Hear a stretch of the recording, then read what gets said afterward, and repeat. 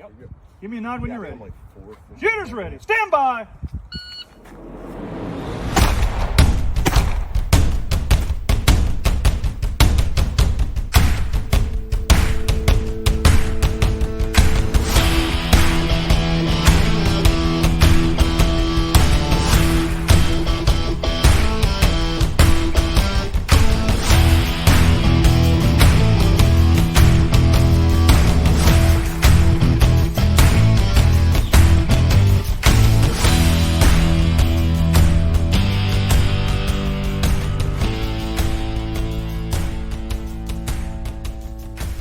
Hey everyone, welcome to this episode of Bullets and Bourbon. Today I'm not joined by my co-host, it's just going to be me today, Frank Gao. Matt is currently on a work trip down in Florida, so he's not going to be here for this episode. But our special guest today is Kevin Chen from Apollo Arms. Apollo recently hit the scene as a high-tier manufacturer for open guns, limited optics guns, basically the 2011 system. And Kevin, you've been, I've run into you several times before. I've run into you at Sir Walter and some of these local matches up here in the Virginia area. Real quick, so I've been talking back and forth with Kevin for a while. He built a 2011, an open gun for Sam Nelson, who shot it and it ran really well down there at IPSC Nationals a couple weeks ago.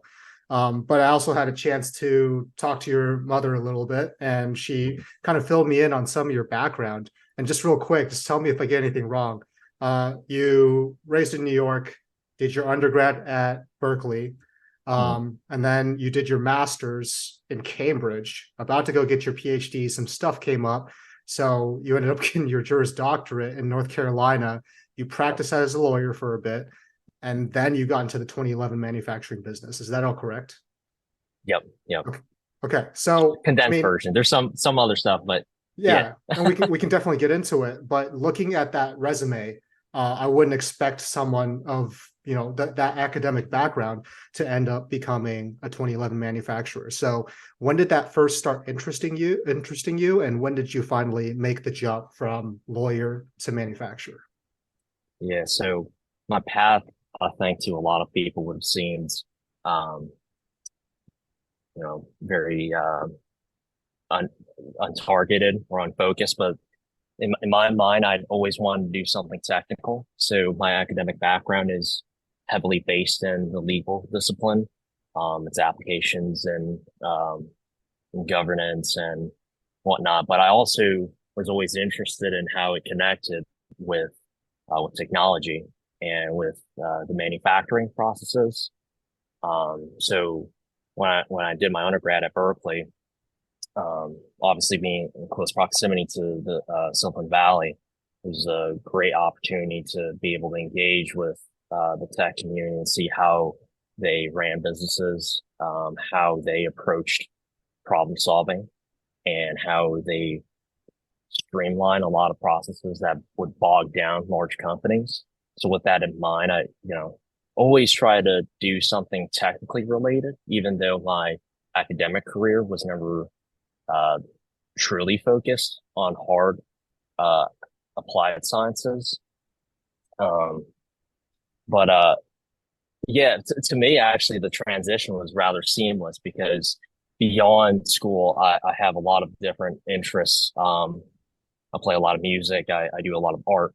And while like the creative side seems completely irrelevant to science and machining, there's a lot of intersection between the two disciplines. So,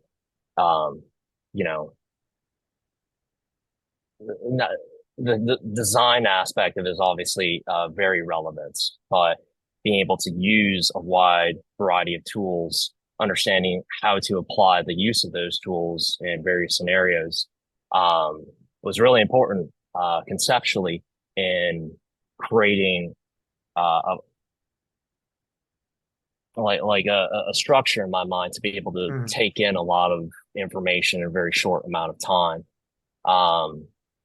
So one thing that led to this is I did a lot of woodworking, a lot of hand tool woodworking.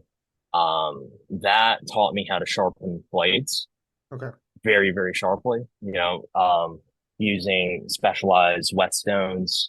Um, and because of that, you know, anyone who's familiar with hand tool woodworking, knows that a lot of tools that we use we make ourselves, like the blades. Oftentimes are not available. So these are all like 18th century, 19th century tools. And that taught me how to grind steel. And it definitely is very much as much of a science. It definitely is art as well. So there's a lot of application of like hand dexterity and being able to work with your hands very well. That is all sitting in the background of my academic career. When I came back from England, um, I was already doing something relevant. I was a part of a large research team doing randomized controlled trials, studying the effects of the application and use of tasers and body worn cameras.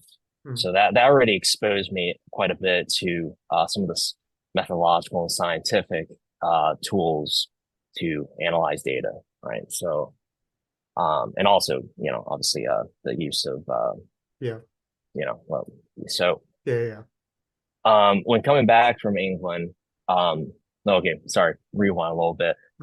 At Cambridge, I shot on the University of Cambridge's rifle team, and I shot small bore and full bore there. And that was actually my first introduction to competitive shooting. I'd always plinked around and always enjoyed it, but never had an opportunity to like formalize the process of training and competing. So shooting on that team was exceptional. Just being surrounded by, actually, some of them are shooting on the national team, which their world shoot is happening in South Africa as well. But yeah, so I definitely was engaged in the shooting discipline just in the rifle arena. And when coming back, I had started developing some of my own prototype components, grip modules, cheek rests for my rifle. At the time, I still have this rifle. I'm shooting a Walter KK300, phenomenal small bore rifle. And I have a full bore action, a 308 that's made for it, and shoot Palmer rifle with that as well. And that discipline is a 1,000 yards iron sights with a sling and jacket. But that was my introduction into the gun manufacturing. And it wasn't until 2021 that I started shooting pistols. The first time I actually ever shot a pistol, and the rest is history. Yeah. So was that the point at which you discovered USPSA? Yeah. No, the first time I ever shot a pistol was the afternoon before my first USPSA match. I shot 5 rounds through a STI DVC Open, and then went to the match shooting that in major power factor, which was what was your not fun. Yeah, what was your first match? Where was that at? This was at BNR. It's a real small match. Yeah. So I actually know where that is. We used to go to that match because that's really close to Camp Lejeune. Right. So when I first got there, I looked up matches and I was like, oh, BNR. And I showed up and I was just like, I got to go find something else. And that's how I ended up going to Sir Walter, which I've run into. I've run into you at Sir Walter several times. So that's really interesting. Real quick, you strike me as the kind of person who gets into a lot of different. So you've mentioned music, you've mentioned woodworking, you mentioned that you used to shoot what I'm assuming is a version of like high power bullseye rifle. Yeah. You still maintain any of those hobbies, or are you all wholly dedicated to what you're doing right now? I'll say I think they're all interlinked. I constantly think about all these different things and doing one very focused job. But I mean, I would love to get back into shooting rifle. I'd love to start shooting PRS because that was the direction I was trying to go towards. And I also have ambitions to manufacture a lot of very unique full bore, long range rifle systems. But no, I don't have time to do any Yeah, of that I anymore, don't unfortunately. imagine you do. Yeah. Yeah, I that's I definitely wish I had more time to train USPSA. yeah, for sure. At the very minimum, like just dry firing, but that's something I'm working on. Yeah, absolutely. So would you say that it's the process that appeals to you with all these hobbies? I mean, all of these Yeah. hobbies are meticulous in nature. They require a lot of attention. I mean, it seems like you've started over again and again, whether it be getting Mm, into 2011 manufacturing or learning a new instrument. mm. Is that part that engagement with whatever technical hobby that you happen to be solely focused on, is that what keeps pulling you in? Yeah. Um, I love going down rabbit holes and problem solving, and building guns was to me the intersection of all the different things that I loved about the other hobbies and interests. This very much became an addiction and an obsession to figure out one, how to make the gun fully reliable in all situations all the time. I started out with guns that broke down constantly. Yeah. And when you really start investigating uh, the math, the physics behind every parts and how they come together as a system, you realize, wow, like there's a lot of knowledge you have to have from other that you might have gained from other disciplines that becomes extremely useful. So imagine like all the skills that I developed throughout my education, other, interests I use every day.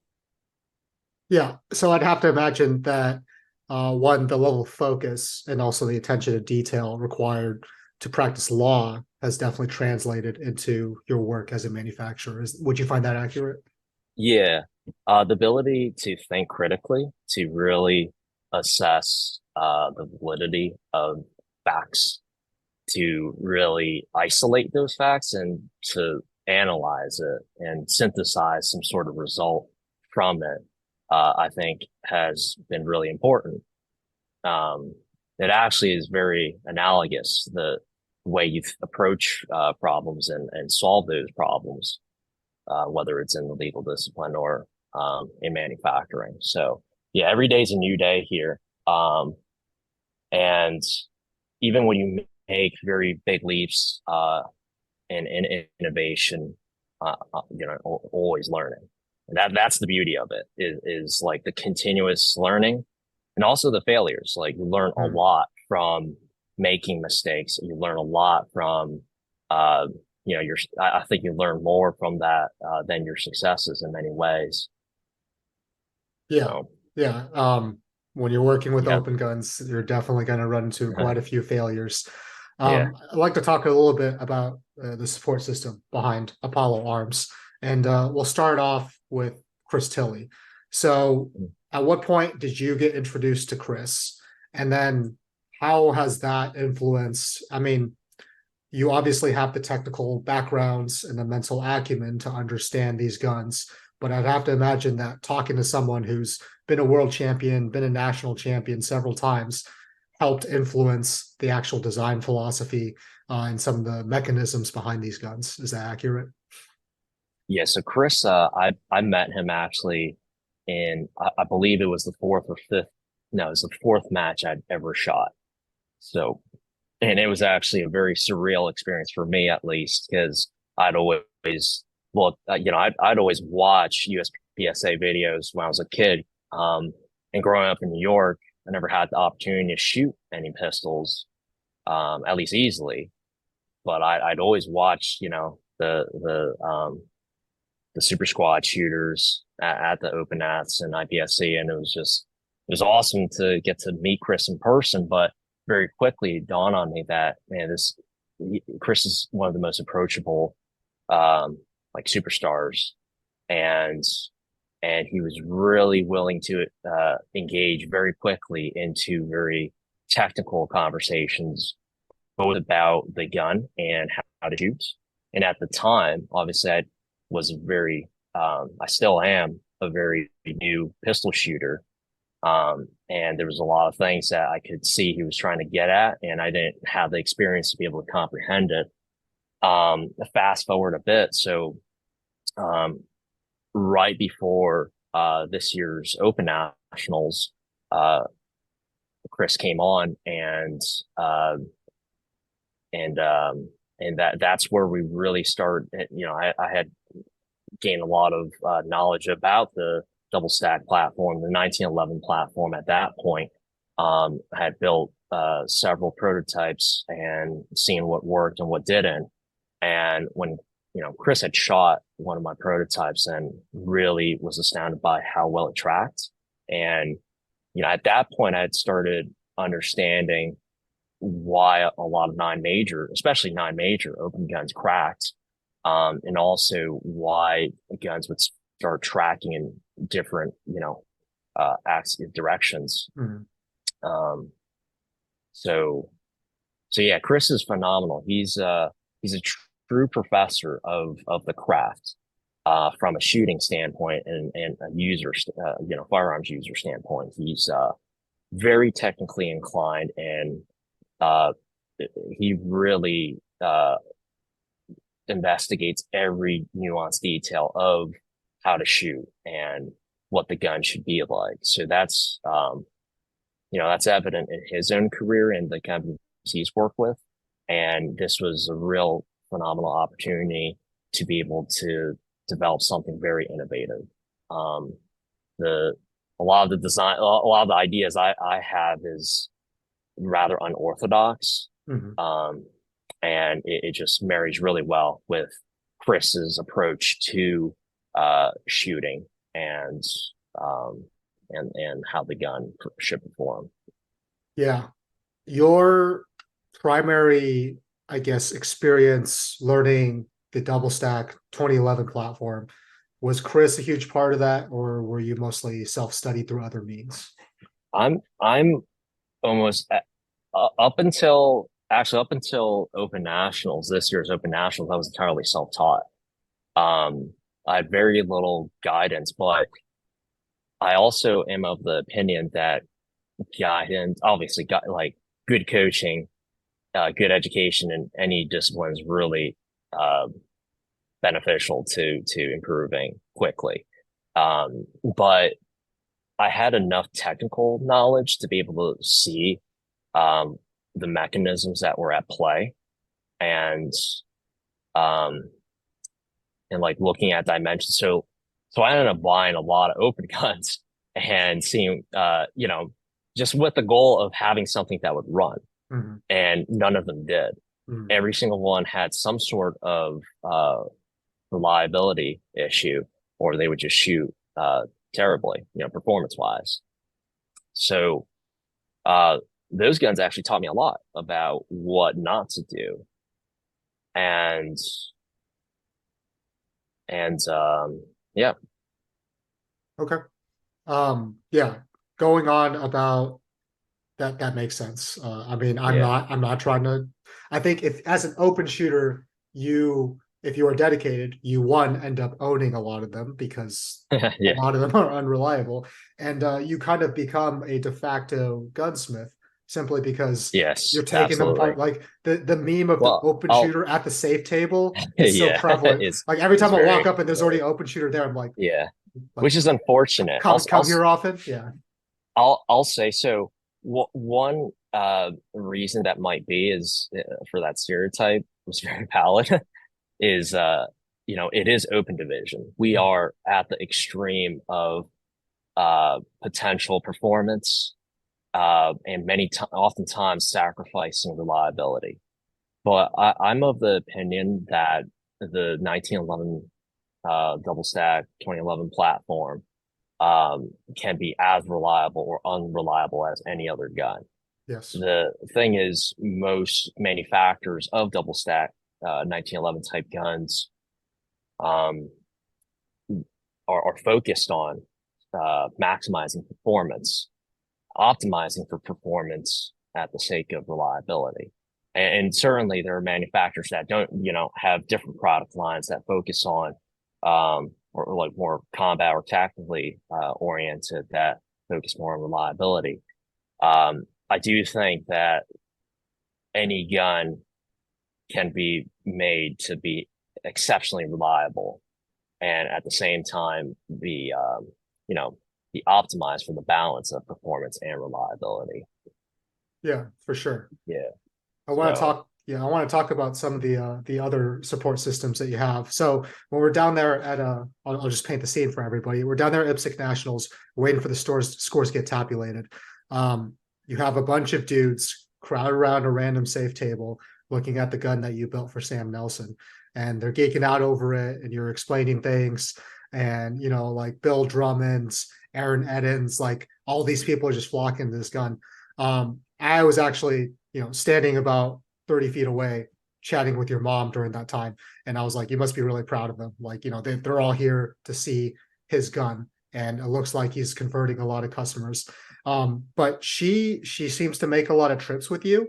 And we, you know, we talked honestly. A lot of she said this herself, a lot of Asian parents don't necessarily roll as well with some of these career changes. I know when I told my parents I want to join the Marines, they're like, why? Like, why are you doing that? Because, you know, the career path that they saw for me was so much different. So how has that support kind of played into some of your early successes and the continued operation of your company? yeah, I mean, I definitely would not be here without my mom. She's she's absolutely amazing. She's my best friend, and she's she's been 100% supportive of everything from the rip. Um, it was pretty clear to her that this was what I loved doing, and that I was just obsessed about this. And to me, coming in every day, it's not like work. It isn't work. It's a lot of hard. You know, it's very challenging. It's very hard. A lot of very long hours, but very worthwhile and rewarding. And she saw that. Um, you know, when I was just doing this for fun. So yeah, she's gone on countless like the majority of the matches I've ever shot, she's been with me. All the majors, she's been with me. So she's absolutely awesome. And it's funny. I actually we see that quite a bit throughout the USPSA and IPSC communities, which is awesome. Uh like the family is hugely important, and you see that reflected through countless people. So yeah, no, it's always amazing to have that family support, and super lucky to have that. I'm very grateful for that.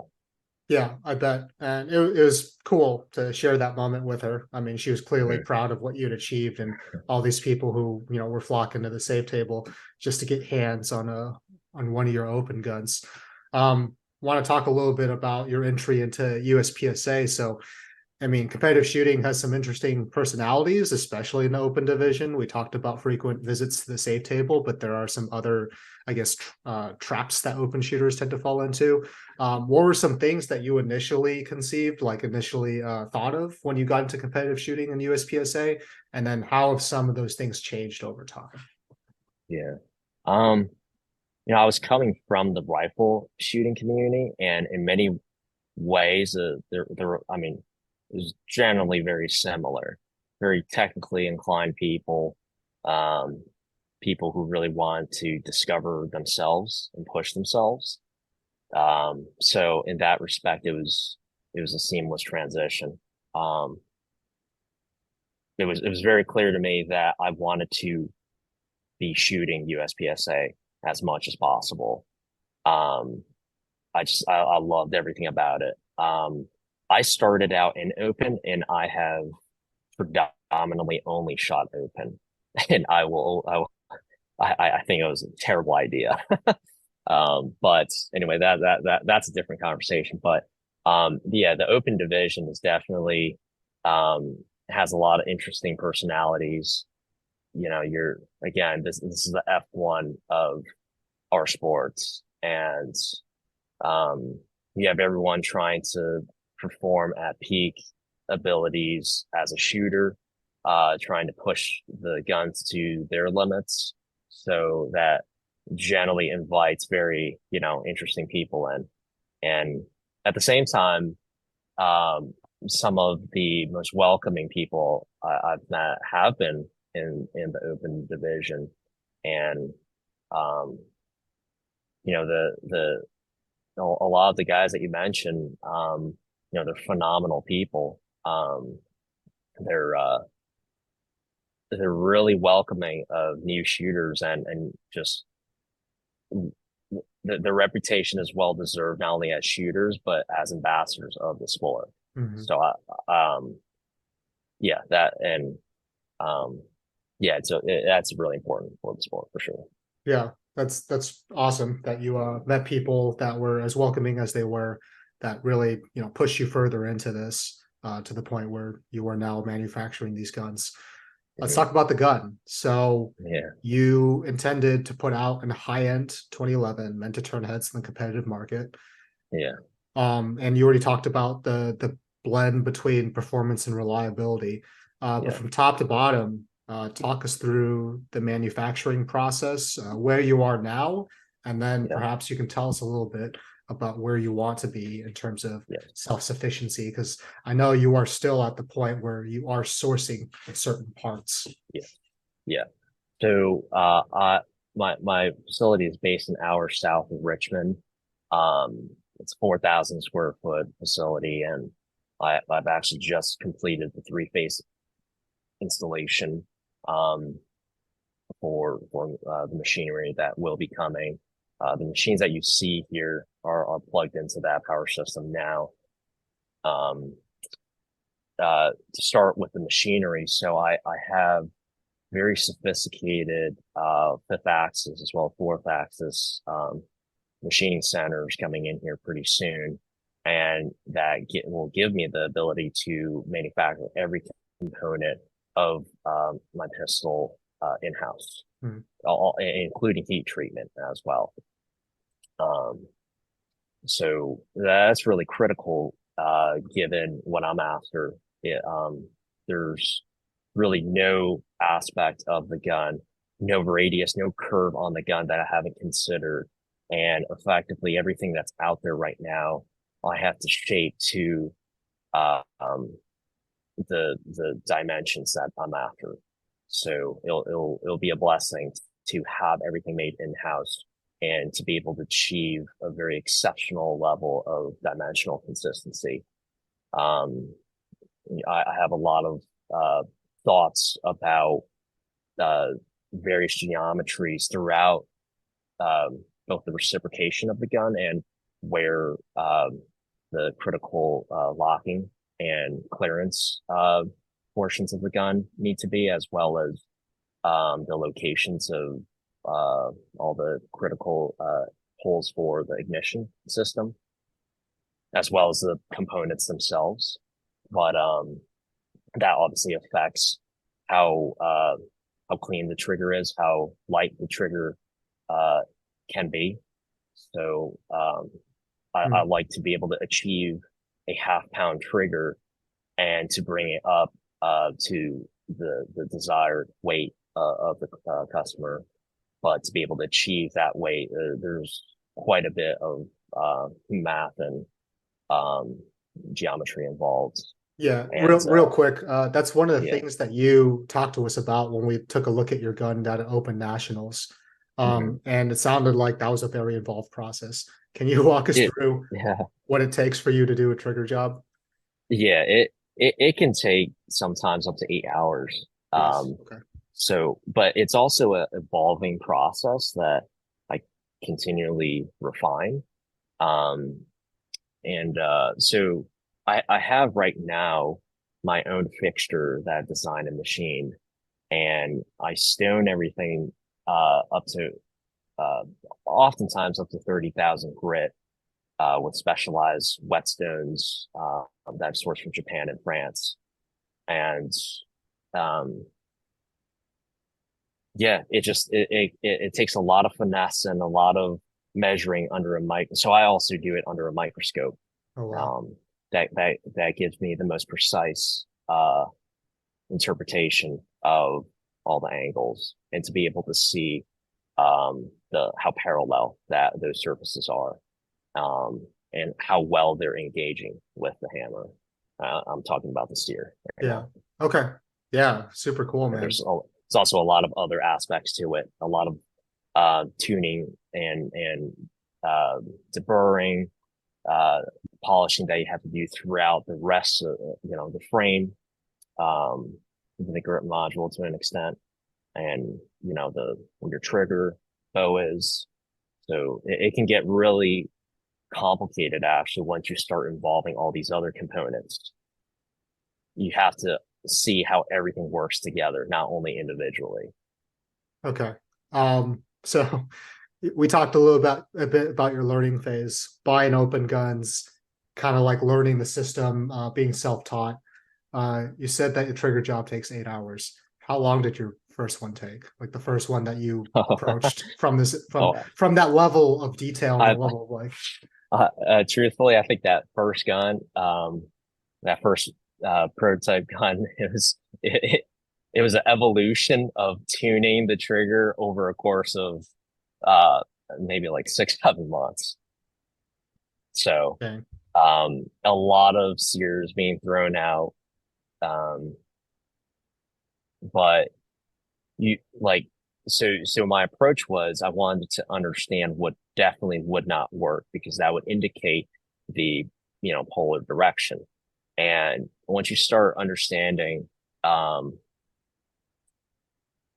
once you start approaching what does work, you start really going into the nuance of why it happens. So my approach to a lot of things is always asking, um one, the purpose of that particular item, the function of that particular uh piece, and then investigating, all its parameters and how it works. Hmm. Yeah, that's geez, I do not have the patience that you have. I'll say that for sure. What in terms of like raw materials, what are you Yeah, using for all the parts on the yeah. gun? So a lot of carbon steel. The grips are 17-4 stainless. Mag wells can be a medley of materials from brass to just general carbon steel or stainless steel, aluminum, and my comps are grade 5 titanium. Um, Optics mounts are 70-75 aluminum, as are the thumb rests. Um, yeah, and so I do have something in the works right now that will, in terms of materials, the material science will be quite innovative, and that will appear in many critical components of an open gun Mhm. and have great application in a limited optics gun, and then uh, other variations of it that have, potential tactical or combat applications. So those particular items will be very interesting in minimizing um, the vibrations you see in the dots, and it'll give a lot cleaner visual tracking of the dot of the gun and give you a more honest uh, feedback of what the gun is doing in your hand. Yeah, and that's purely based on material composition. Is this Yeah. metallurgy So or just like um, basically creating your own alloy? I don't know if I'm using the correct yeah, words. no, no, not reinventing the wheel in that way. Okay. um, but there, certain materials have shock absorbing Okay. properties, vibration dampening characteristics that can play a huge part in important components of an open gun, as well as a limited optics gun. Okay. It was just a number of things that I saw, especially in developing the limited optics gun, um, with actually the dot potentially failing in the gun itself. So, using an entirely steel gun induces quite a bit of shock Mhm. uh, to the dot that's mounted on the slide. So Um, I actually I already developed like various components to mitigate all that, and it has. I have a very uh, proven item that has basically taken that away, but there's going to be another big advancement after that. Very cool. Um, So, let's talk about the compensator, right? So you sent me yes. some pictures of your comp, and you've developed your very own design there. So it really, I mean, I know you're building guns for people, and then you're also developing parts for the guns that you're going to be building in the future. I guess how is that time split? And then Yes. what's the process, and like how do you decide what part of the gun you want to focus on? And Yeah. then if you don't mind, I know you're gonna submit for a patent for it, but for the compensator, what were some of the steps to developing that Yeah. particular component? Yeah. So, um, I have to structure my day very carefully. So again, very long hours. I come in, 5 o'clock, and I'm usually here until at least midnight Please. normally. But yeah, I have to split my time up between the R&D phase and the production phase. The production guns are tried and true designs that have what I feel is sufficient testing time, not only in theoretical terms, but um, in the fields. And those are very polished products that are going to go into a customer's hand. And then the R&D side, I feel, is very critical. My my perspective is, if I have one, I will never stop R&D. I even in 30, 40 years time, I will Mhm. still be trying to push the limits and developing some refinements of an existing system or something new. Um, but Chris, is Tilly's wonderful in that respect, because he's incredibly open-minded to all sorts of really neat ideas and things that others have not tried. Bill Drummond's also another uh, person who has that character, and Mhm. has thought of some really neat and valid ideas that will be put to test pretty soon. Um, so so yeah, that's kind of the division between uh, that approach. In Mhm. terms of the comp, so um, I love, so one of the things I had to do, given that I was self-taught, was having to trace the history of the 1911 platform. So really, so yeah, I talk with Eddie Garcia quite a bit, and he's big on studying the blueprint Mhm. of the gun, and spent a lot of time looking at the blueprints and really analyzing that. You start understanding how things work and how things interplay.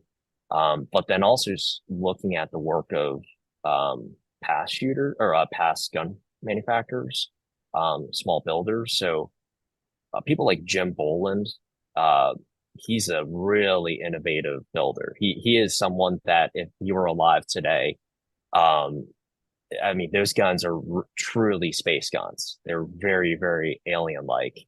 But the concepts behind his guns were very familiar to what we're after. He was trying to solve problems that we today still are trying to tackle in any gun platform and for any division or application. Mhm. Um, but looking at the comps, the design of any comp has been pretty stagnant, in my opinion. And the whole rationale is just expelling gas. And you have different iterations of how to expel it to maximize the amount of gas coming out. Mhm. Um, the problem is it induces quite a bit of extreme amount of vibrations and shock um, in once the gas is expelling, and it creates a very violent recoil impulse. And there's ways to mitigate that throughout the gun.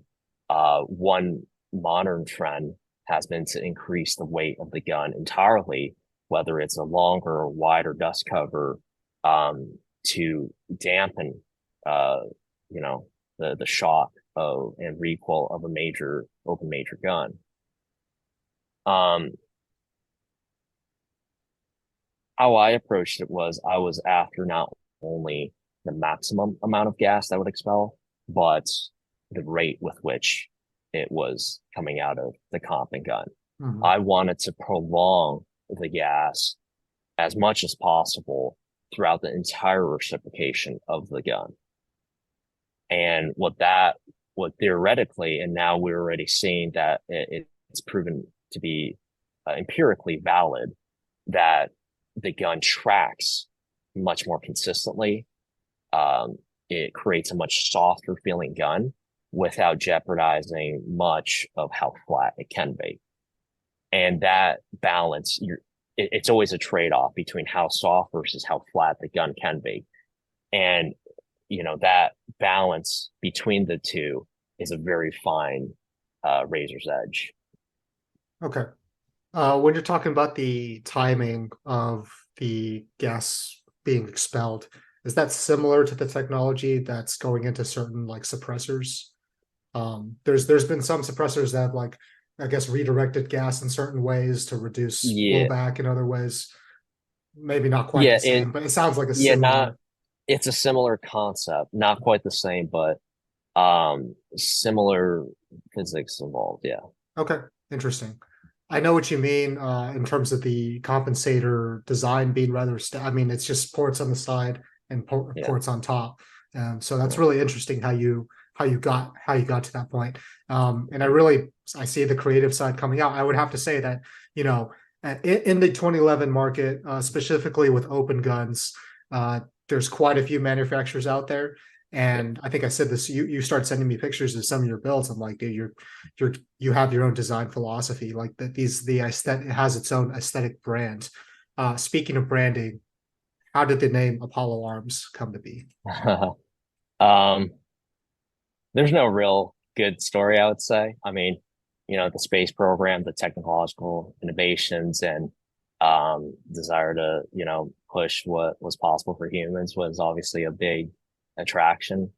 Um, yeah, go fast. Like, really wasn't much to it. I wasn't sure if it was, the Greek god or like Apollo and Artemis, or if it was the space program. Have you been to the Air and Space Hangar up there in like Dulles? No, I haven't. I mean, it sounds like you're a big fan of that kind of stuff, but dude, I imagine you are like space I'll have to travel, find time. Have to aerospace. find time. Dude, I mean, it's not like you, based on what you've told me about your schedule, it doesn't sound like you have a lot of time to spare. But that hangar, it has the SR-71 Blackbird just sitting Oh, in the nice. open. It Oh, nice. has not the Challenger, the Discovery space Yeah, shuttle, nice. satellites, like um, Wow. the Concordia, which is like the supersonic Yeah, like yeah, yeah. passenger jet that would like You're go right, across the right. Atlantic. Yeah, I Yeah, think you would have an absolute field day up there just nice. based on I your would. interests. So yeah, whenever you find the time in your very packed schedule, definitely make it up there and just nerd out all day at the Smithsonian. So you also produce ammo, and you and I have talked a lot about tuning ammo to these guns. But that's I'm guessing that's going to be a part of the Apollo business that's going to run side by side with the gun manufacturing. What's the setup for ammunition? And Yeah. is it? I'm guessing it's more or less automated. Yeah. Yes, yeah, it's automated. Well, generally as automated as it can be currently, with available technologies. But the ammo side of the business is really critical to support the guns. It is very much one system. Um, uh, I'm of the strong opinion that in order to have the most reliable platform, you really have to design uh, the ammunition for the gun and vice versa. Hmm. There are a lot of uh, critical dimensions in the gun that you have to account.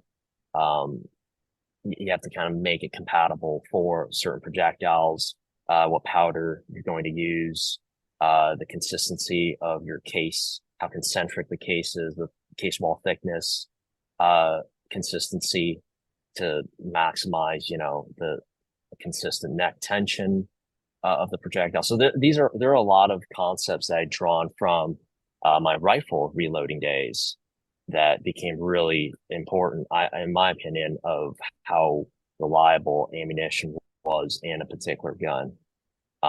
So that's I believe is very important, especially in 9 major. Mhm. Um, Yeah. and it's gotten to the point where Chris really loves how the recoil impulse of the 9 in my guns, perhaps more so than 38 Super Comp, but that's a continued development. Not to say that theoretically the 38 Super Comp cases has more potential to be better performing than a 9, but yeah. So I've got 4 Mark 7 Revolutions. It's their direct drive motorized machines, and they're actually phenomenal machines. I initially was in the market for Alpha priming machine and Alpha loader. And conversely, I was also looking at Camdexes and uh, when I saw the Revolution and what the priming system could do, it was actually really impressive. Um, it's a real smart design, and main thing is it's quite, once it's tuned, it's extremely reliable. So Tom Carlson is awesome. He came, well, man, he did some tremendous work to the machines and got them really tuned up, and they just run incredibly. So yeah, there's a lot that can be tinkered with them to make them perform well. But once they are, then I think they're a really hard system to beat. Yeah, huge fan of my auto drive, and I agree with you. As soon as you have it tuned right, it's like a copy and paste machine, which also Yeah. means if you have something wrong, then it's going to create many copies of that wrong piece of ammo. Yeah. So yeah, that's really interesting. So you already talked a little bit about your day-to-day schedule. But so you're doing R&D, you're building guns, but you're also, because I talk to you over the phone, you're talking to people over the phone, you're taking orders, and eventually Yeah. you're going to be, helping out customers who are having issues with their Yes. guns. So plans for expansion, additional employees, Yes. I'm imagining, is on Yes. the horizon. Yes. Yeah. Right now it's a one-man show, and I've already been interviewing people actually for a number of positions for a programming Mhm. position. Um, uh, and obviously, I'll be hiring quite a bit of staff to do some of the more administrative side um, of the business, Mhm. shipping department. But yeah, in terms of the building right now, um, I structured it so that I can fit quite a number of CNC machines in here. So um, even like as those machines are coming, I already am making plans for the machines after that. And when this floor gets filled, I've got another 2 acres on this parcel that I'll be able to build Mhm. another building to add to that to be able to ramp up the keep my lead times approximately what it is now, if not less, while maintaining the same level of precision and hand fit tolerances. Yeah, that'd be really great because the top tier 2011 manufacturers, you're waiting as long as a year for an Yeah, Infinity, yeah, 6 months for a masterpiece. So yeah, yeah, delivering within that time span to the level of quality that you built your guns is pretty damn good. Um, so if somebody wants to order a gun from you, they just go on the website, apollousa.com. yeah. Yeah, you can check out the guns on my website. I am actually So I scrapped that website together pretty quickly, and it truthfully isn't complete. And I'm building a new site, Okay. um, and that should be released pretty soon. But best way is just to get a hold of me. Um, just I'm on Instagram and Apollo Arms, no space on Instagram. So that's generally the easiest way. But I really love working with every customer, and every gun that leaves my hand is one of my babies. And I build the gun with the perspective that each gun is going to be a lifelong gun for a particular client. So I love developing that relationship with each client because everyone has different needs. They have different hand sizes and shapes, different anatomies, different ergonomics that are necessary to maximize their ability to shoot the gun at a higher level than a gun that isn't bespoke built for them. Mm-hmm. Yeah, a lot of considerations as well as like aesthetic considerations into making the gun really connected with a particular personality of a customer. So yeah, I love that process. Yeah, and it shows. One thing that stands out to me is your willingness to engage with the customer, to provide something that is, I think you mentioned it yourself, you don't want to provide a customer a gun that wouldn't satisfy you as a competitive shooter. And I think it's important that you are a competitive shooter, that you understand that aspect, because, I was joking with Luigi Lee. I think it was Open Nationals. And he was complaining about some 2011 manufacturer. And I was like, well, aren't most of them kind of hard to get along with or hard to get a hold of? Like the customer service, the custom end 2011 manufacturing business is not particularly well known for its customer service. Right. But that's something that you're really good at. And I think that along with the build quality, along with the aesthetics.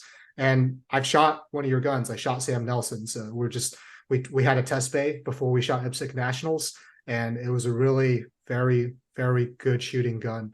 And it sucks, I think you understand this as an open shooter. Every time you shoot a new gun, you're like, oh man, I like this one too. But I think your build is really something special. I'm happy that someone like Sam Nelson is going to be able to take it to competitions, because he's going to put in the time, and I think he's going to do really good things next season. He's already done great things this season with my crappy backup gun. So with the gun you built for him, I think he's going to do even greater things. Guys, check out Apollo Arms. We'll put up their website in the description. Right now, I'm looking at it, they have a Mach 1, which is their open pistol, and they have a limited optics, their Predator build.